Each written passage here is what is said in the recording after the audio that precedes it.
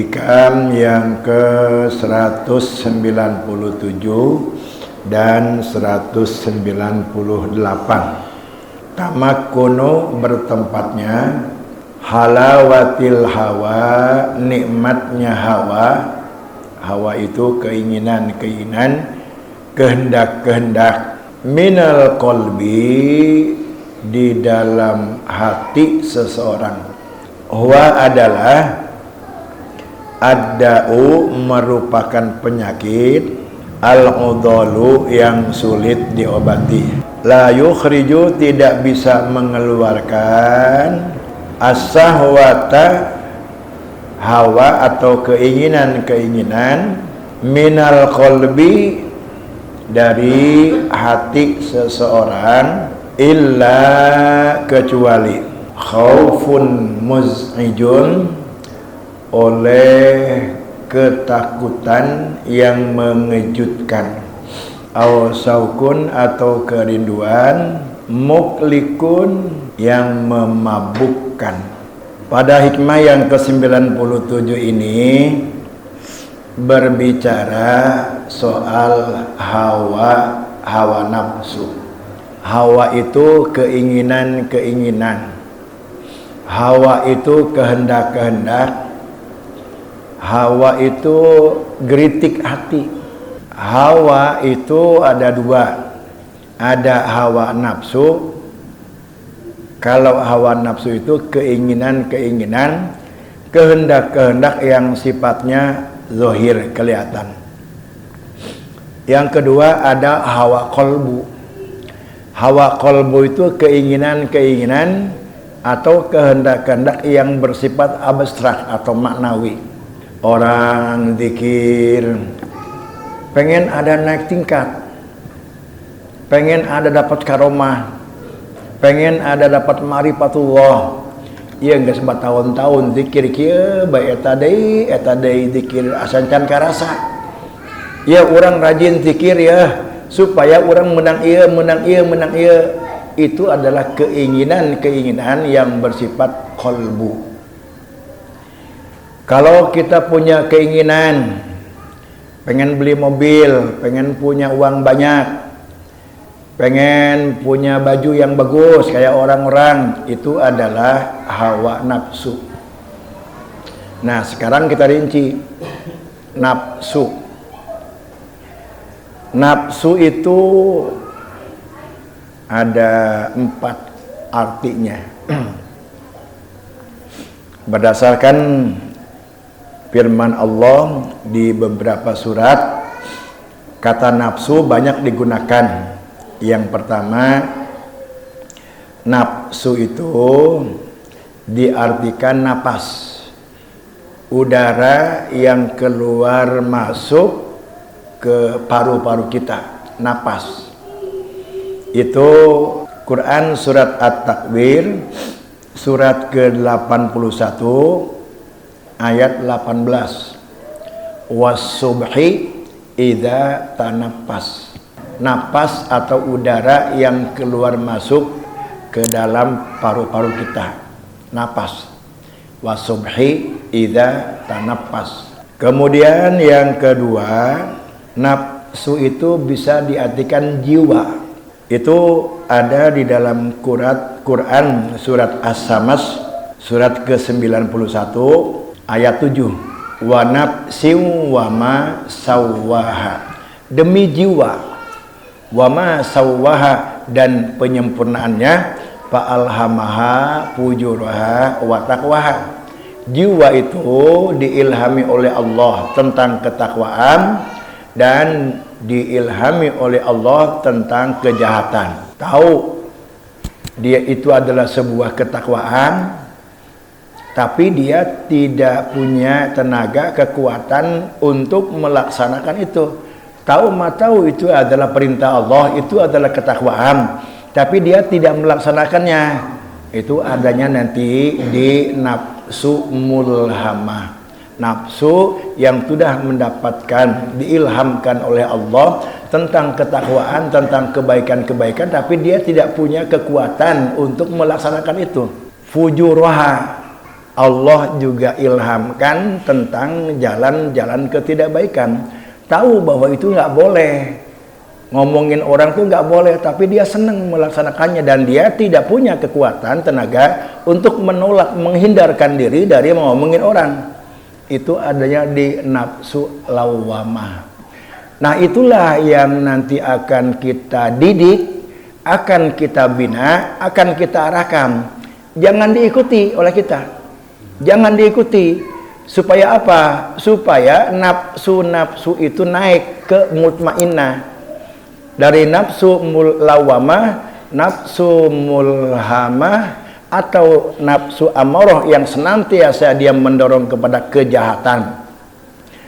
Justru dia senang sekali selalu mendorong kepada kejahatan, itu nafsu amarah. 3 nafsu inilah yang perlu kita sadari, yang perlu kita bina, yang perlu kita kendalikan. Kalau hilang nggak mungkin, tapi kita kendalikan. Kalau kita udah bisa mengendalikan 3 macam nafsu ini, maka insya Allah naik nafsu kita ke mutmainnah. Mutmainnah tenang aja, punya persoalan bagaimanapun juga nggak ada masalah. Dihina orang, umpamanya diusir orang, atau kita mendapatkan sesuatu yang tidak menyenangkan dari orang, tenang aja, pikiran tuh nggak gimana-gimana. Itu nafsu kita udah ada di mutmainnah, tenang, dia tenang aja, diapakan juga. Menghadapi banyak persoalan hidup, baik dengan tetangga maupun dengan teman dagang, kita selalu salah paham, selisih paham. Menurut kita mah baik, menurut dia nggak baik, selalu kita salah. Untuk orang yang sudah nafsunya udah di mutmainnah, nggak ada masalah. Bagi dia mah tenang aja, punya rokok nggak punya rokok tenang aja, punya beras nggak punya beras tenang aja dia mah. Ya, punya beras masak, nggak punya beras puasa. Nah, kita kan lagi tahu nih yang mengendalikan diri kita itu apa. Maka kita di sini ada hawa nafsu, ada hawa qalbu. Kita kenal dulu mana nafsu. Nah, jiwa. Tadi yang pertama nafsu itu adalah udara atau angin yang keluar masuk ke paru-paru kita atau disebut dengan napas. Kemudian yang kedua, nafsu itu diartikan juga jiwa. Jiwa yang Allah berikan ilham, ketakwaan dan kejahatan. Kemudian nafsin atau nafsu itu juga bisa diartikan ruh. Ruh itu ada di Quran surat Al-An'am, surat ke-6 ayat 93. Akhriju anfusakum.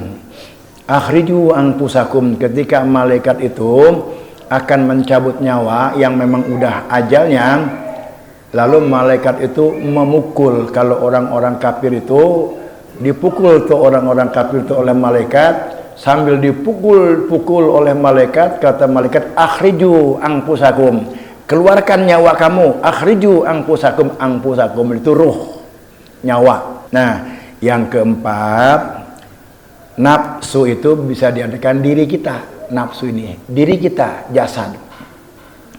Ada dalam Quran surat An-Nisa surat keempat ayat 1. Ya ayuhan nasu taqu rabbakum. Wahai manusia, bertakwalah kamu kepada Tuhan kamu, alladzi khalaqakum, yang menciptakan kamu, min nafsin wahidatin, dari seorang diri, yaitu Nabi Adam alaihissalam. Nafsin itu diri. Nah, kita akan mengambil arti yang keempat. Nafsu itu diri. Apapun yang terkait berhubungan dengan kepentingan diri, kenyamanan diri, itu namanya nafsu. Misalnya kita lapar, timbul kan pengen makan. Begitu pengen makan, diperintah oleh kolbu kemudian ke hati untuk ngambil beras, cuci beras, masak. Untuk apa? Untuk menyenangkan diri, karena diri udah lapar. Kalau ada makanan lalu dia makan, kan enak itu diri itu, kenyang gak lapar. Nah, keinginan-keinginan yang kaitannya dengan kepentingan diri, itu namanya hawa nafsu. Kemudian kita belum punya kendaraan, lalu kemana-mana masih jalan, timbul keinginan-keinginan, kita pengen punya kendaraan, keinginan punya kendaraan. Untuk apa punya kendaraan? Karena kepentingan diri. Kayaknya kalau punya kendaraan mah gua kemana-mana nggak jalan, mending aja nggak capek gitu. Apalagi kalau punya kendaraan yang mobil mah Pajero segala macam atau Fortuner, lebih hebat lagi. Bukan hanya nggak capek, seneng gua dihormat, dipuji orang. Itu kaitan dengan diri. Keinginan yang berkaitan dengan diri itu namanya hawa nafsu. Kemudian ada hawa kolbu. Hawa kolbu, keinginan yang sifatnya maknawi. Di dalam kolbu itu ada fuad, di dalam fuad itu ada lub, di dalam lub itu ada sir. Jadi kalau kita udah tahu struktur atau komponen jasmani dan rohani kita, oh ini apa nih? Oh perasaan ini, oh itu kita udah tahu di mana munculnya. Nah, apa yang disebut dengan hawa? Hawa. Tamakkunu halawatil hawa. Al hawa huwal mailu ilal batil. Hawa itu adalah suatu kecenderungan kepada sesuatu yang batil. Kalau kita punya keinginan kepada sesuatu yang batil, itu hawa. Punya kehendak, punya ada geritik hati kepada sesuatu yang batil, kepada sesuatu yang sesat, kepada sesuatu yang salah, itu adalah hawa namanya. Ini malam Kamis, ngaji. Begitu ngaji, timbul keinginan dalam diri kita kepada sesuatu yang batil. Seharusnya kan kita ngaji itu karena melaksanakan perintah Allah.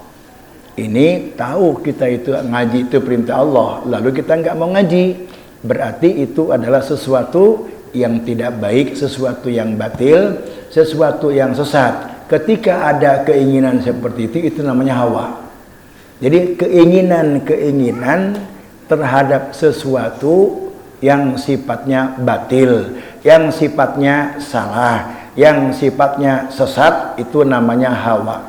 Wa hawan nafsi wal mailu ilal batil li haddin nafsi. Kecenderungan terhadap sesuatu yang batil li haddin nafsi, untuk kenyamanan diri kita. Lalu kenapa dia cenderung untuk sesuatu yang batil? Karena untuk menyenangkan diri. Kayaknya nih kalau lagi capek begini nggak ngaji, tiduran di rumah enak banget nih. Itu adalah hawa nafsu. Hawa nafsu itu. Bagaimana lawan yang harus kita lawan? Makanya kita harus tahu mana hawa nafsu, mana bukan hawa nafsu. Kalau semua keinginan itu kembali merujuknya kepada kepentingan diri, keenakan diri, kenyamanan diri, itu adalah hawa nafsu. Hawa ini keinginan kepada sesuatu yang sifatnya batil, yang sifatnya sesat, yang sifatnya salah. Masdaru kulli sururin, itu merupakan sumber kejahatan atau sumber kebatilan. Jadi kita tahu dulu hawa. Mana hawa? Hawa itu sesuatu keinginan atau kecenderungan kepada sesuatu yang salah, kecenderungan kepada sesuatu yang batil, kecenderungan kepada sesuatu yang tidak baik, kecenderungan kepada sesuatu yang tidak seharusnya. Itu hawa. Dan hawa itu adalah merupakan sumber kejahatan dan sumber kebatilan. Sehingga man asaro, barang siapa yang mengikuti hawa, keinginan untuk menyenangkan diri, barang siapa yang memenangkan, mengikuti, memenuhi keinginan diri, man asaro, faqad gowa, sesungguhnya dia itu sudah tertipu oleh hawa itu. Kayaknya mangga, padahal kita sudah terjebak, sudah tertipu oleh hawa kita, oleh keinginan-keinginan terhadap sesuatu yang sifatnya sesat. Lalu bagaimana mestinya kita lawan? Waman kholafa, barang siapa yang menyangkal, yang menolak ketika kita malas ngaji, timbul malas, lawannya dengan sesuatu yang bertentangan. Ketika kita malas ngaji, ayo kita paksakan, Allahumma paksakan. Waman kholafa, barang siapa yang menyangkal, yang menentang keinginan-keinginan yang sesuatu yang sifatnya jahat, yang sifatnya tidak baik, fal jannatu hiyal ma'wa, maka tempat kembalinya nanti adalah surga. Wa qala Allah Ta'ala, Allah berfirman dalam Quran surat Al-Hasr surat ke-59 ayat 9. A'udzu billahi minasyaitonir rajim. Wa may yuqa suha nafsihi faulaika humul muflihun. Barang siapa yang dipelihara oleh Allah Subhanahu wa taala dari mengikuti hawa, maka faulaika humul muflihun, itulah orang-orang yang akan mendapatkan kebahagiaan fid dunya wal akhirah, baik di dunia maupun di akhirat. Rasulullah sallallahu alaihi wasallam bersabda, salasun muhlikatun, ada 3 hal yang akan merusak diri kita. Kalau yang 3 hal ini ada pada diri kita, maka diri kita itu rusak. Apa yang 3 hal itu? 1, suhun muta'un. Suhun muta'un itu pelit atau bakhil yang bersangatan, sangat pelit, mengikuti keinginan-keinginan bersifat pelit. Timbul ada orang minta datang ke rumah, minta sumbangan, timbul kita nggak mau ngasih. Kenapa kita pelit? Karena kita itu punya sifat toma. Apa itu toma? Mengumpul-ngumpul sesuatu atau mengumpul-ngumpul harta. Pengen kebeli motor baru, punya duit berapa? Oh yuk, punya duit dikumpul, punya berapa dilihat lagi. Ada yang minta sumbangan, saya yang dikasih, karena dia lagi ngumpul-ngumpul duit mau beli motor. Toma atau mengumpul-ngumpul sesuatu kekayaan itu akan melahirkan sifat bakhil. Bakhil atau pelit, kalau kita mengikuti, memilih sifat bakhil itu, maka itu adalah sebagai sebuah tipuan kepada kita. Yang kedua, wahawan mutabaun. Nah, hawan mutabaun, keinginan-keinginan terhadap sesuatu yang tidak baik, keinginan-keinginan terhadap sesuatu yang menyesatkan, keinginan-keinginan terhadap sesuatu yang batil, wahawan mutabaun, kita ikuti. Ini tahu nih wayang ngaji nih, timbul geritik dalam hati, lah malas ngaji, diikuti. Nah itu akan merusak diri kita. Wahawan muttabaun. Subuh, tahu itu berjamaah pahalanya gede kalau kita sholat qobliyah subuh, sama Allah berikan pahala dengan sholat semalaman. Kalau kita melaksanakan sholat qobliyah subuh kemudian dilanjutkan dengan berjamaah, tahu kita bangun lalu ngantuk banget, kita ikuti itu. Nah, wahawan muttaba, artinya kita itu mengikuti dorongan-dorongan yang tidak baik pada saat itu. Wahawan muttaba, kalau kita mengikuti keinginan, kritik hati dan kehendak-kehendak yang tidak baik, maka itu akan merusak diri kita. Yang ketiga, wa ijabul mar'i binafsihi, merasa diri paling. paling hebat, paling ustad, paling ahli ibadah, paling kaya, paling terhormat, merasa paling deh. Orang yang di dalam dirinya ada merasa paling lebih dari orang lain, itu namanya ujub. Kalau orang itu di hatinya ada ujub, ujub itu adalah sesuatu yang merusak dirinya. 3 hal yang akan merusak diri kita. Pertama adalah pelit yang luar biasa. Yang ketiga hawa nafsu. Yang kedua hawa nafsu, dan yang ketiga kita ujub, merasa diri paling gitu. Sukhun itu tadi kikir. Akibat daripada kikir atau toma, karena kita itu selalu mengumpul-ngumpul dan merasa apa yang ada pada dirinya itu miliknya sendiri.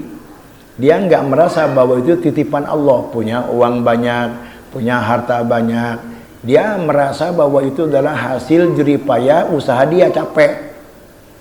Timbul akan rasa pelit. Tapi kalau kita punya sesuatu, oh ini adalah titipan dari Allah, Allah yang ngasih, maka sebagai saya bersyukur kepada yang memberi, maka saya pun juga ingin memberi.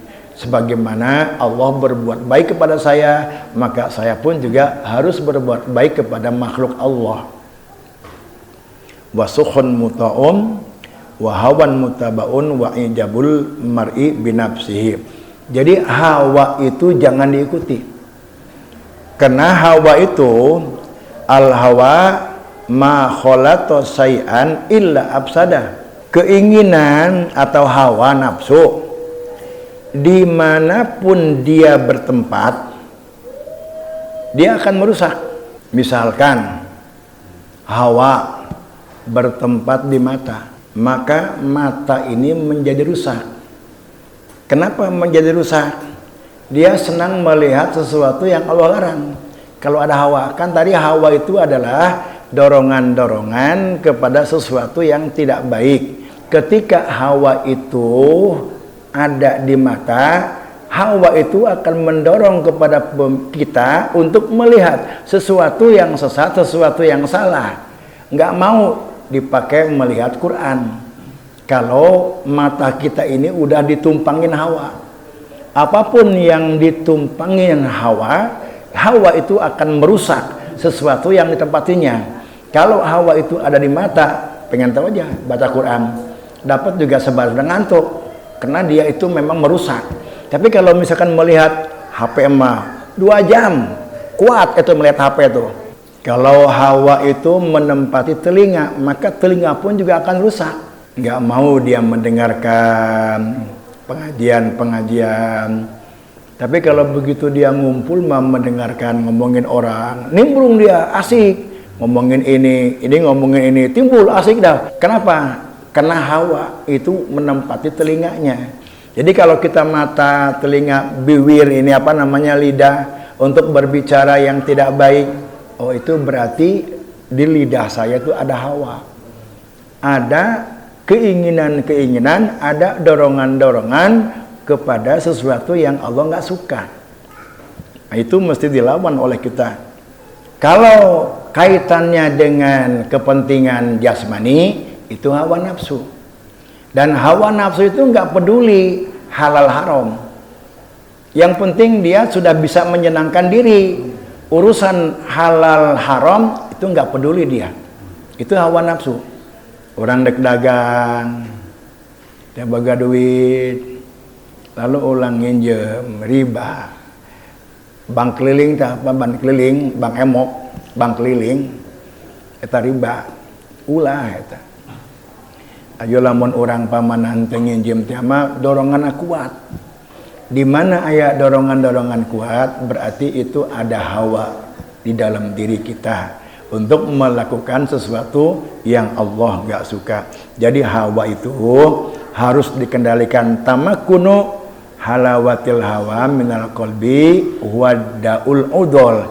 Itu adalah penyakit yang besar, yang luar biasa. Nah, untuk memperbaikinya, fa'in waqa'a ilal alim, kalau hawa tadi itu ada di orang yang berilmu. Akhrajahu ilal bid'ati wad dhalalah. Maka orang alim itu akan menfatwakan ilmu untuk orang lain, bukan untuk dirinya. Para jamaah kudu sedekah. Fatwa sedekah itu untuk orang lain, bukan untuk dirinya. Ketika jamaah itu minta sedekah, pan kudu sedekah. Atau Pak Ustadz minta sedekah teh Pak Ustadz, pan aing mah geus sedekah ku ilmu. Sedekah masih abah ka aing. Dah lamun jarama anu ngarti boga ilmu. Nah, terus ketumpangan ku hawa. Akhrajahu ilal bid'ati wa dhalalah. Dia akan memfatwakan sesuatu untuk orang lain, bukan untuk dirinya. Hanya dia berfatwa kepada orang lain, bukan untuk dirinya. Kalau itu sudah ketumpangan hawa. Wa idza waqa'a ila zuhdi, kalau hawa itu ada nempel di orang yang sudah zuhud, orang yang sudah tidak begitu mengutamakan dunia, akhrajahu sahibahu ila riya wa sum'ah, maka orang itu akan terjebak dalam sifat riya dan sum'ah. Wa idza waqa'a fil wilayati, apabila hawa itu ada pada penguasa. Ini ada orang pejabat, ada seorang kepala desa, ada seorang camat, ada seorang bupati. Wa idza waqa'a fil wilayati akhraja sahibaha ila khiyanatillah. Dia tidak akan mementingkan memimpikan rakyat, tapi dia berkhianat kepada Allah Subhanahu wa taala. Walaupun itu punya rakyat dikorupsi, yang seharusnya disampaikan ke rakyat diambil untuk kepentingan diri sendiri, itu menunjukkan hawa itu udah menguasai para wilayah atau orang-orang yang punya jabatan. Al hawa ala qismaini. Hawa itu terbagi dua. Hawa itu tadi adalah al mailu ilal batil, kecenderungan kepada sesuatu yang tidak baik, kecenderungan atau keinginan kepada sesuatu yang batil, yang salah, yang sesat. Kecenderungan kepada yang sesat, yang salah itu ada dua.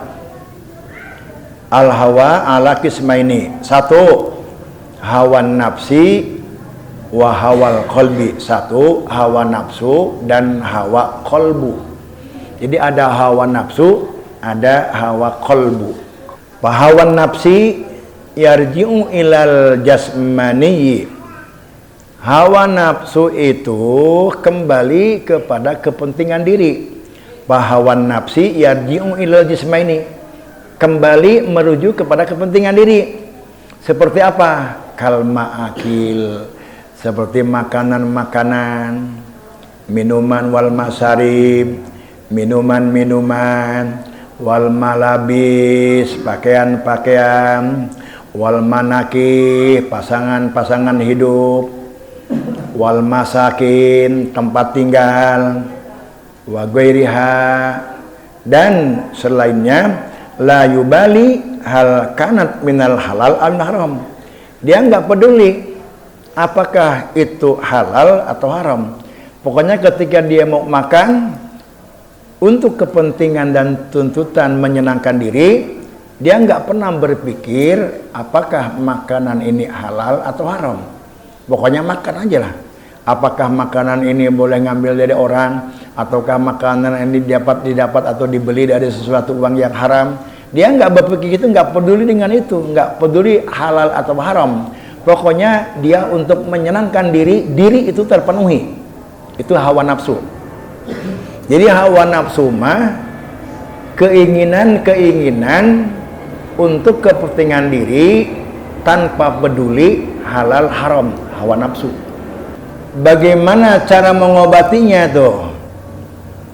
Fa'ilajuhu, untuk mengobati hawa nafsu yang sudah ada di dalam diri kita itu ada 3. Satu, bil waro. Dengan waro itu artinya berhati-hati dari sesuatu yang subhat, yang gak jelas halal haram. Dia berhati-hati. Apalagi yang memang udah jelas-jelas haram. Misal yang sobat tuh gini, ini ada orang belanja di non-muslim. Lalu dia berpikir, non-muslim itu nggak tahu uangnya dari mana yang dia pakai dagang. Mungkin dari orang tuanya, mungkin dia boleh pinjam di bank, mungkin ada ribanya. Nggak mungkin semua riba semua, ada yang benernya. Tapi yang mana? Lalu barang yang dia beli dengan uang halal itu yang mana? Sehingga subhat bagi kita itu.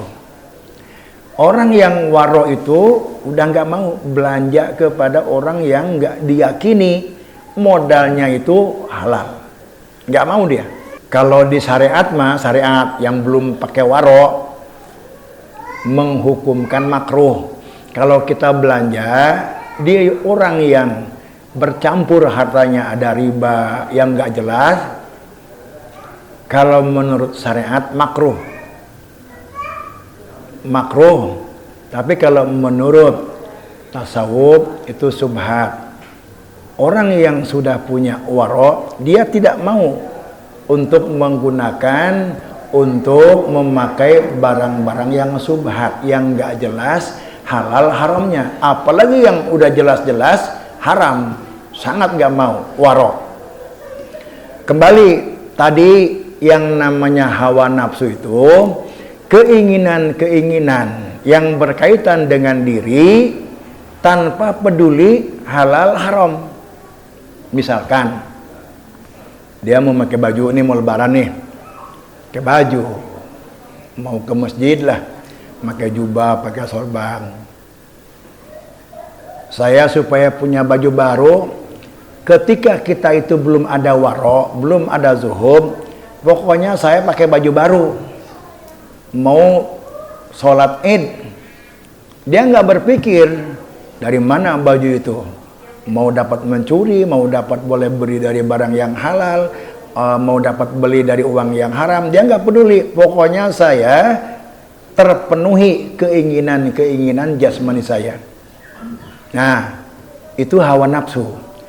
Ketika dia menginginkan sesuatu untuk kepentingan diri, yang dia tidak berpikir, nggak peduli halal haram, kalau dia ada waro, lalu dia berpikir, begitu dia pakai baju, ini baju saya beli pakai uang haram atau pakai uang halal ini? Oh, ini mas saya dulu pinjam uang, saya pakai baju ini. Oh, berarti ini tidak ada subhat. Dia nggak mau pakai. Dia nggak mau pakai, walaupun punya dia. Dia nggak mau pakai. Ini makanan. Ketika dia pengen makan, dia nggak asal makan, tapi waroknya di situ berperan. Dia pilih, berhati-hati. Ini makanan saya peroleh halal atau enggak nih makanan nih. Kalau haram dia tinggal. Kalau halal baru dia makan. Itu udah selektif, waro itu. Dia nggak mau menggunakan sesuatu yang haram.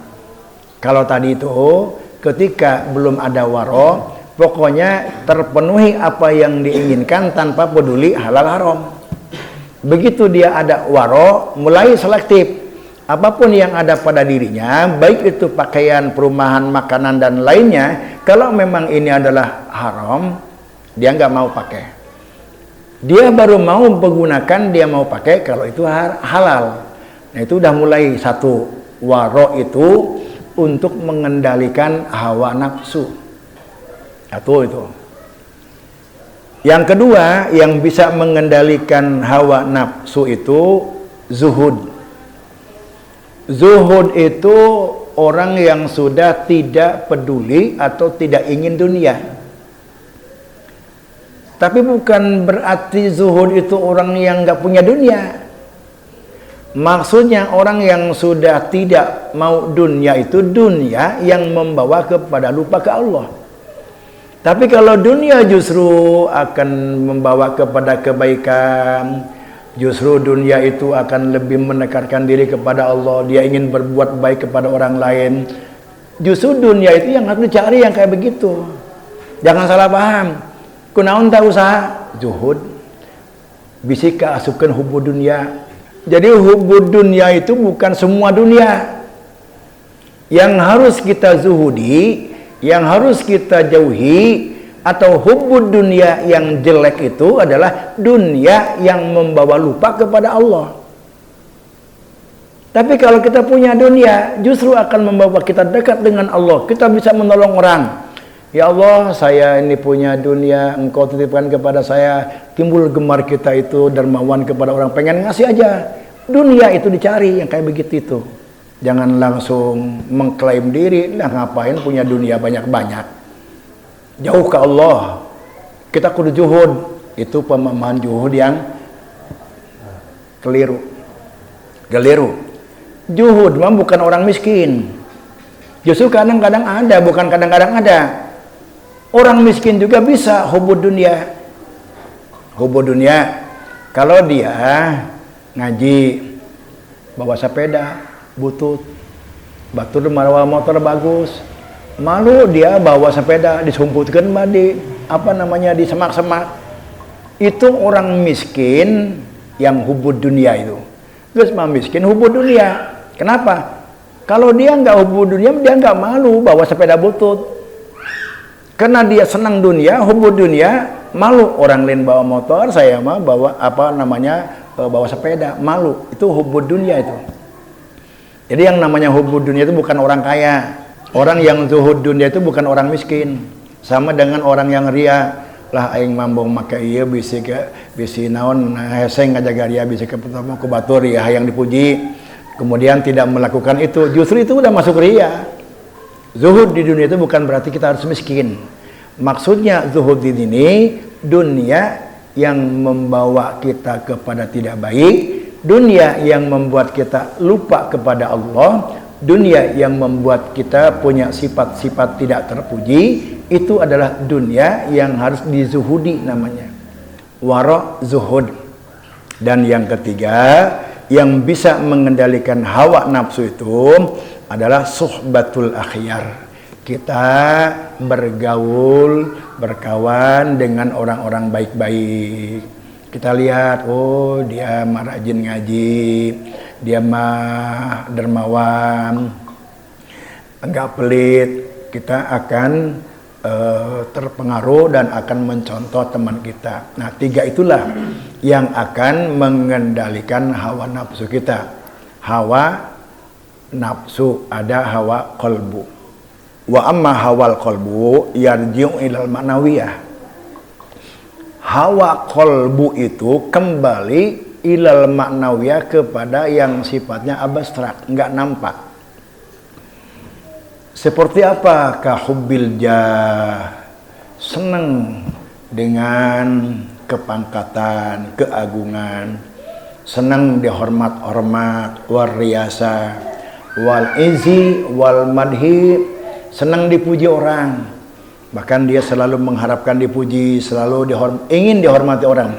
Kalau kita ada kritik, keinginan, dan kehendak dalam diri kita, senang dipuji orang, senang dimuliakan orang, senang diagungkan orang, maka itulah yang namanya hawa qalbu.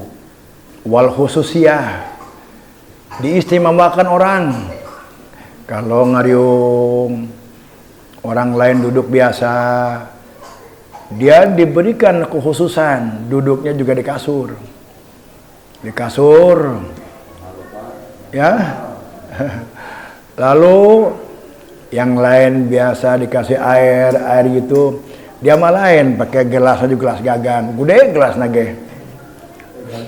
Ada kekhususan, senang dia digituin tuh, itu hawa qalbu namanya tuh, hawa qalbu. Apalagi wal karomah wa uluwil darajah, ingin dapat karamat-karamat, keistimewaan, pengen naik derajat, ngawirin supaya menang naik derajat. Ya, di mana orang ngawirin aya kahayang supaya naik derajat, itu hawa qalbu anu kuduku orang dikendalikan eta. Lamun orang ngerasa ngawirin geus ribuan ngawirin dia gitu-gitu kemana, timbul bosan. Nah, eta geus hawa qalbu idinya tah. Timbul akan ngerusak. Jadi yang namanya hawa qalbu atau hawa nafsu, selalu dia akan merusak yang dia tempati. Kalau hawa kolbu ini ada di dalam hati seseorang, maka hawa kolbu itu akan merusak. Kalau itu nggak diobatin, justru dia akan semakin bertambah-tambah penyakitnya itu. Dan itu hawa kolbu nggak bisa diobati dengan waro, nggak bisa diobati dengan zuhud, nggak bisa diobati dengan bergaul dengan orang-orang yang soleh. Kita misalkan punya hawa kolbu, kita ngewirid, pengen naik derajat misalkan, pengen naik derajat nih, itu hawa kolbu, keinginan. Lalu diobati oleh kita oleh waro, api. Ketika kita api nggak mau makan, oh kita mempunglah makruh, oh kita itu, maka hawa kolbu hayang menang karomah itu semakin makin. Orang kia asana geus ngerasa diri, geus ngabersihkeun diri, kolbu yang geus bung marah, tapi kunaon kieu bae, justru dia akan merasa kecewa kalau dia tidak mendapatkan karomah, kalau dia tidak mendapatkan naik derajat. Akhirnya dia malas, berhenti dia zikir. Itu bahaya hawa kolbu itu. Fa'ilajuhu so'bun la yanfa'ul waro wazudu wa suhbatul akhyar. Maka waro dan zuhud dan bergaul dengan orang-orang baik itu tidak akan bisa mengobati hawa kolbu illa bima waradallah, kecuali memang khusus Allah berikan waridat. Waridat itu pemberian fadl dari Allah. Nges obode lamun lain Allah mah, lamun henteu aya waridat ti Allah mah fadl gitu ti Allah nggak bisa untuk menghilangkan hawa kolbu itu. Kalau hawa nafsu 3 tadi obatnya itu. 1 apa? Waro. 2 zuhud. Ketika kita bergaul dengan orang-orang yang baik. Tapi kalau keinginan-keinginan yang bersifat maknawi, contohnya apa? Ingin dimuliakan, ingin dihargai, ingin punya banyak pengikut, ingin hayang disalaman, naon dicium lenganna bulak-balik, mana gitu tah. Hayang disebut Pak Haji, eta disebutkeun hawa kolbu. Hayang karomah, hayang naik derajat secara batin, eta hawa kolbu. Sulit itu untuk bisa kita kendalikan kecuali Allah memberikan waridat kepada kita. Nah, itulah maksud dari tamakkunu halawatil hawa minal qalbi huwa daul udol. Bagaimana untuk selanjutnya mengobati hawa qalbu la yakhruju, itu ada di hikmah yang ke-198, la yukhrijus sahwata minal qalbi illa khaufun mud'idun aw saukun muglikun. Hikmah yang ke-198, wallahu a'lam bissawab.